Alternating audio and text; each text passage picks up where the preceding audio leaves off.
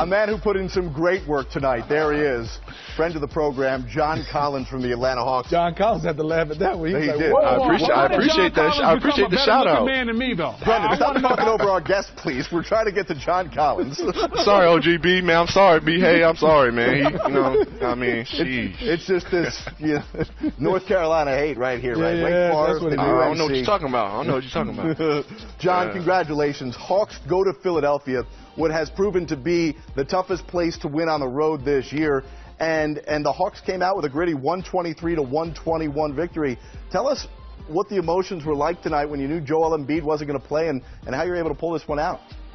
I mean, obviously, when you hear a guy like that, all-stars not playing, you definitely feel like you have a better chance to win than you did previously before.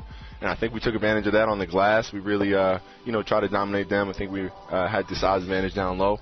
And we made some plays down the stretch that were clutch, and we were able to finish this one out in a tough place to play. John, Steve Smith, I got a chance to watch you in college. I actually did one of your games in the first four. And I always, when I first watched you, I said, checked off, energy guy, plays hard. You need that as a power forward position or a big. Then I looked at you, I said, he's great in the post. Then I looked at now, you've added step back, you've added the three-point shot.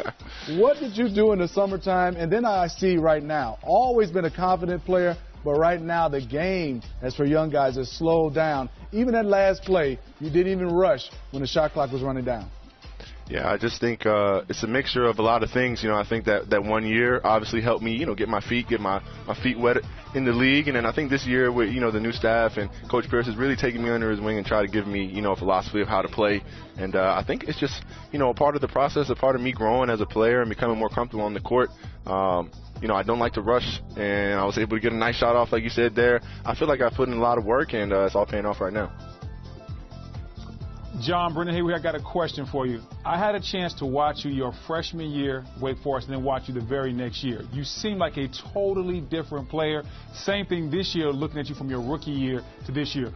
I know you said you put in the work, but take us behind the scenes of what has led to those big jumps both those years, because you just keep getting better and better. Well, I feel like you said, you guys touched on earlier, the motor I have, so I'm definitely going to put in the work, not to sound cliche, but, I'm going to get in the gym, put up shots, work on whatever and whatnot. But I think it's really just the game speed, that first year really, like I said, let me get my feet wet and understand what I was getting into, how fast the league is. And, I don't have it all figured out yet, but I'm definitely taking a big step in understanding, how the game flows and when to pick my spots here and there. And I think, like I said, it's all coming together perfectly, and I can't complain.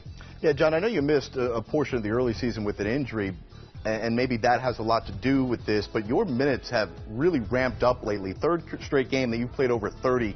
What conversations have you had with Lloyd Pierce, your coach, about adding responsibility and adding to your load each and every game?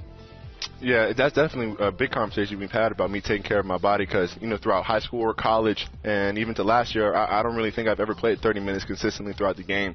So it was a big conversation about, taking care of my body and making sure I'm doing the right things off the court to make sure I'm ready to play 30-plus minutes the way I do, at the pace I do, with the motor that I have. It's a lot on the body, so Coach definitely made an emphasis to let me know that it's going to change this year. John, a question for me is, we've seen obviously the play of yours going, at an unbelievable level. Now talk to me about, as a young guy on this team, you don't have a lot of veterans. Are you ready to take on that leadership role of leading the Atlanta Hawks in the future?